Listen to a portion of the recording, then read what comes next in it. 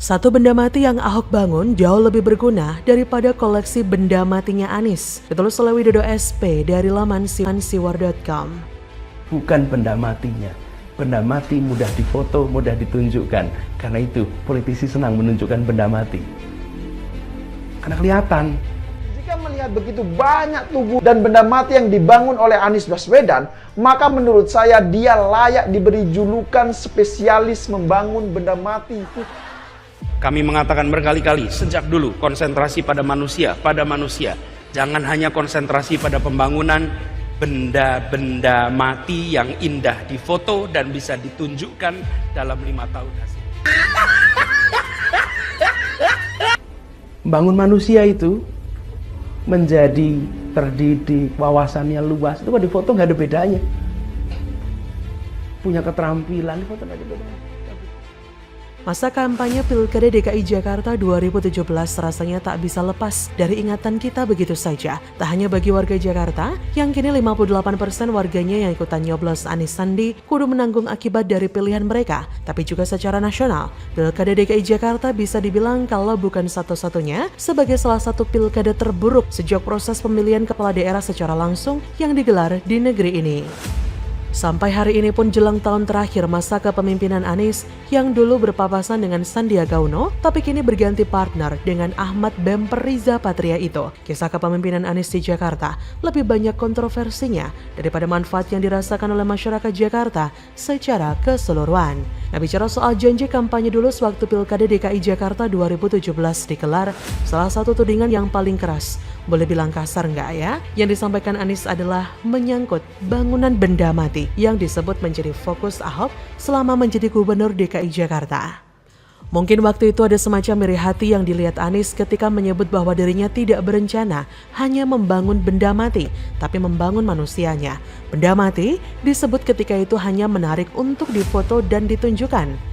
Kata Anies kala itu dengan pesonanya sebagai ahli tata kata, karena itu politisi senang membangun benda mati.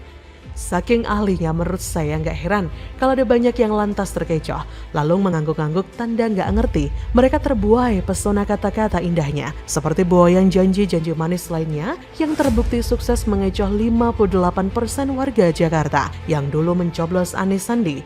Tapi kini semakin melihat bahwa pilihan mereka rasa-rasanya benar-benar keliru, tapi percuma. Toh pada akhirnya tinggal sebentar lagi Anies melengkapi jabatannya selama 5 tahun di DKI Jakarta. Nah, kembali ke persoalan benda mati. Seingat saya, ada legasi yang kuat yang ditinggalkan oleh pemerintahan Ahok yang sempat dilanjutkan oleh Jarot, yaitu dengan simpang susun semangginya yang begitu megah itu. Selepas dari penjara di Makobrimob, Ahok berkesempatan melintasi jalan yang megah itu yang dulu dibangun pada masa pemerintahannya tanpa sepeser pun memakai uang APBD. Beda banget dong sama proyek Formula E, di mana lebih terlihat membuang uang rakyat dengan percuma, tapi sampai hari ini hasilnya nol besar, bukan? Lalu juga JIS yang katanya dibangun oleh Anies, padahal dari sejak zaman Fauzi Bowo sudah dicanangkan. Lalu pula diketahui ngutang dana PEN 80%-nya. Gila, saya rasa tak perlu menyebut karya-karya lain yang disebut Anies sebagai benda mati itu, karena selama 4 tahun pemerintahan Anies tidak ada satupun yang bisa mengalahkan satu bangunan yang mungkin justru sudah berkali-kali dilintasi Anies selama menjadi gubernur DKI Jakarta. Kita mau sebut apa? Tugu Getah-Getih, monumen peti mati dan setan-setanannya, genteng warna-warni, jalur sepeda di jalan protokol yang kini tinggal kenangan karena dibongkar pasang, jembatan tanpa atap yang katanya akan menarik minat warga untuk foto-foto, atau yang paling aktual sepatu raksasa yang kini sudah nggak nampak lagi setelah menjadi sasaran aksi vandalisme warga. Ya, kita belum bicara soal anggaran dari berbagai proyek benda mati yang dibangun di masa Anies yang terkesan membuat sosok gubernur santun dan seiman itu seperti menjilat ludahnya sendiri, ya kan? Bagi saya setidaknya ada 2 dugaan kenapa sampai Anies justru sibuk membangun benda mati. Padahal dulu sepertinya dia dengan yakin akan lebih fokus pada membangun manusia Jakarta. Terbukti deng, kebetulan Anies membangun manusia belum lama ini, yaitu dengan menjamu para anggota DPRD yang terhormat, lalu membuat mereka kenyang supaya imunitas naik dan tidak mudah sakit. Pertama, Anies dulu asal bicara. Yang penting terlihat kontra dengan program yang sudah dan akan dilaksanakan oleh Ahok Jarot. Kedua, Anies memang tak tahu apa-apa buat mewujudkan apa yang sudah diomongkannya semasa menarik simpati dari para calon pemilihnya pada Pilkada DKI 2017 silam. Bagaimana menurut Anda? Adakah bangunan benda matinya Anies yang mungkin terlewat dari ingatan saya? Yang misalnya kita tandingkan dengan Simpang Susun Semanggi sebagai benda mati yang murni dibangun sebagai bukti kapasitas Ahok sebagai Gubernur DKI Jakarta, bukan karena bantuan dari pemerintah pusat. Kayak JIS itu loh. Apakah bisa mengalahkan warisan Ahok? Rasanya kok belum ada ya. Entah kalau besok tiba-tiba dibangun monumen dengan bentuk mobil Formula E sebagai kenang-kenangan supaya program itu nggak dibilang gagal total dan merugikan negara karena menggunakan dana APBD untuk membayar DP-nya. Sekaligus bisa dipakai ngeles dengan berkata-kata, tuh ada buktinya Formula E bisa dibikinin monumen mobilnya di Jakarta.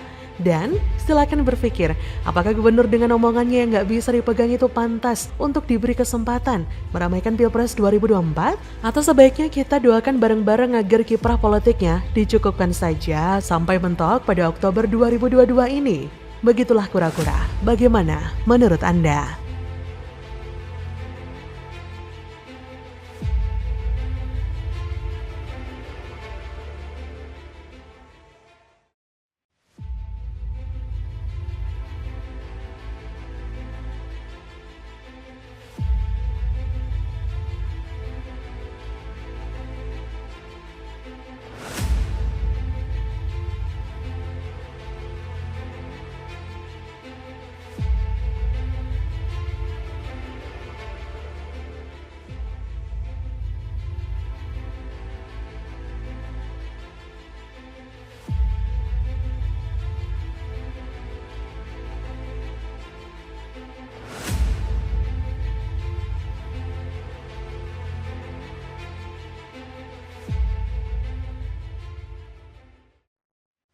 Pagar JIS ambruk, terungkap satu lagi proyek bubrah Anies. JIRTA yang belum ada setahun diresmikan sudah bobrok-bobrok berkali-kali. Jelas ada bau-bau busuk selewengkan anggaran. Mungkin dari 330 triliun itu produk terbaiknya Bapak Anies mungkin cuma stadion JIS aja yang kalau nggak salah membutuhkan biaya sekitar 4,8 triliun, tapi itu pun tidak menyentuh masalah substansial DKI Jakarta yang ada 5 tersebut. Jadi menurut kita masa pemimpinan Bapak Anies dengan 330-an triliun ini adalah masa yang sia-sia. Beliau membuat janji yang tidak-tidak gitu loh. Suatu hal yang sangat impossible, tapi enak didengar gitu. Yes. Suatu hal yang impossible tapi enak didengar. Enak didengar, jadi kan ketika berkampanye mungkin kebablasan.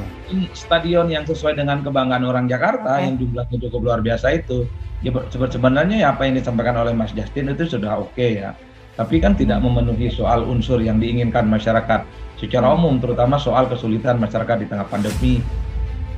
Antusiasme penonton menjadi alasan robohnya pagar tribun di Jakarta International Stadium. Paling tidak itulah pernyataan Gubernur, Wakil Gubernur, dan Direktur Utama PT Jakpro. Ketiganya sepakat bahwa robohnya pagar tribun JIS sebuah hal yang biasa saja dan justru bergembira karena penonton antusias. Rasanya ingin mengelus dada mendengar pernyataan itu. Antusiasme penonton sepak bola memang luar biasa, tapi pagar tribun roboh itu tidak biasa. Di saat ada pertandingan sepak bola, biasa sekali ada penonton yang naik pagar, mendorong pagar, bahkan melompati pagar karena saking antusiasnya. Meski begitu, jarang sekali ada pagar tribun penonton yang roboh karena memang dibangun dengan kuat demi keamanan para penonton. Untung masih luka-luka, gimana kalau sampai ada yang tertimpa pagar dan meninggal dunia? Jangan sampai JIS bernasib seperti bangunan bertaraf internasional lainnya yang bernama Jakarta International Roller Track Arena atau JIRTA. JIRTA diresmikan pada Oktober 2021 silam. Fungsinya tentu saja sebagai penunjang olahraga sepatu roda. Saat peresmian, Anies Baswedan menyebut JIRTA sebagai arena sepatu roda bertaraf internasional pertama di Jakarta. JIRTA sudah sering digunakan oleh atlet profesional untuk berlatih. JIRTA juga mulai digunakan untuk menampung minat masyarakat yang ingin berolahraga sepatu roda. Pada bulan Februari 2022, JIRTA dilaporkan butuh perbaikan karena ada kebocoran atap. Permintaan perbaikan ditanggapi dengan menambal bagian atap JIRTA pada Maret 2022. Selesai penambalan, JIRTA masih tetap bocor sehingga mengganggu latihan atlet sepatu roda Jakarta hingga tanggal 22 Juli 2022. Masalah kebocoran pada JIRTA belum teratasi. JIRTA itu belum ada setahun diresmikan loh, tapi sudah mengalami kerusakan yang membahayakan penggunanya. Proses perbaikannya pun seolah tidak serius karena masalahnya tidak segera teratasi. Takutnya JIS juga jadi seperti itu. Karena itulah janji evaluasi harus sungguh-sungguh dilakukan dengan serius. Kalau tidak, ya JIS akan bernasib seperti JIRTA. Janji diperbaiki tapi tidak pernah tuntas masalahnya. Nah, balik lagi ke soal pagar JIS tadi. Kalau pagar tribun penonton JIS roboh dengan mudah, berarti faktor kekuatan pagar ini tidak pernah dipikirkan dalam proses pembangunan. Masa baru digunakan sekali terus roboh? Karena penonton yang antusias sih, harusnya kan tahu kalau penonton bola itu energinya luar biasa. Maka kekuatan pagar untuk keamanan juga harus diperhitungkan. Hal ini menunjukkan bahwa fasilitas keamanan penonton di JIS belum maksimal. Hal itu diakui juga oleh Ketua The Jackmania yang meminta agar faktor pendukung keamanan dievaluasi di JIS. Kata Diki Sumarno selaku Ketua Umum The Jackmania, artinya banyak hal yang harus disiapkan. Kalau di tempat lain katakanlah di GBK sudah ada stagger buat couple-nya, nyanyi segala macam. Kalau di sini JIS belum ada.